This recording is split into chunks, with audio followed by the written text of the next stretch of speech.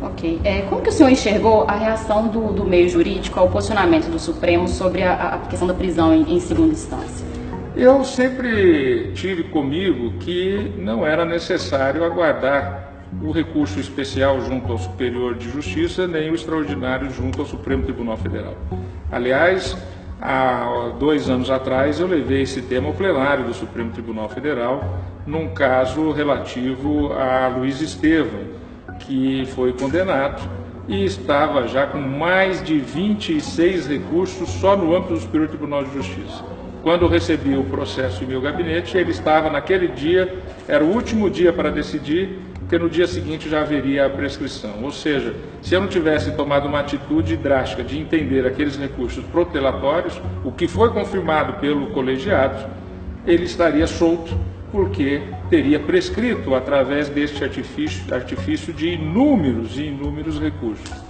Então eu penso que essa decisão do Supremo Tribunal Federal foi correta, porque havendo já os juízos ordinários que julgam o fato, os tribunais superiores julgam a legalidade.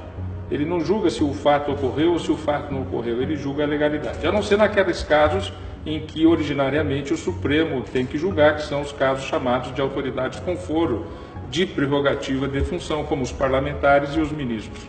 Pois bem, mas nos casos normais, o que ocorre? Um juiz na sua cidade, o Tribunal de Justiça, o Tribunal Regional Federal, no seu estado, na sua região, é que analisa se o fato ocorreu, se o fato não ocorreu, se houve culpa, se não houve culpa. O que os tribunais superiores decidem? Se aquilo ocorreu dentro da legalidade. E 98% dos casos, 99% dos casos, aquilo ocorreu dentro da legalidade. Então, a execução imediata não vai impedir, por exemplo, ainda a análise dos habeas corpus, que nós julgamos sempre no Supremo Tribunal Federal, depois de já passar pela instância do Superior de Justiça, depois de já passar por um tribunal local e de um juiz de primeira instância. Então nós temos hoje enormes mecanismos de proteção ao acusado, garantindo a ampla defesa. O Brasil é um dos países no mundo que mais garante ampla defesa, até porque nós passamos por 2 períodos de governos autoritários, que foi o período Getúlio Vargas do Estado Novo de 37 a 1945 e depois o governo militar de 1964 a 1985. Com isso, a Constituição de 88 criou mecanismos enormes de proteção à defesa do cidadão. E nós temos isso e o judiciário sempre está aberto à decisão. Eu mesmo recebo em torno de 10 a 15 habeas corpus por dia em meu gabinete para análise.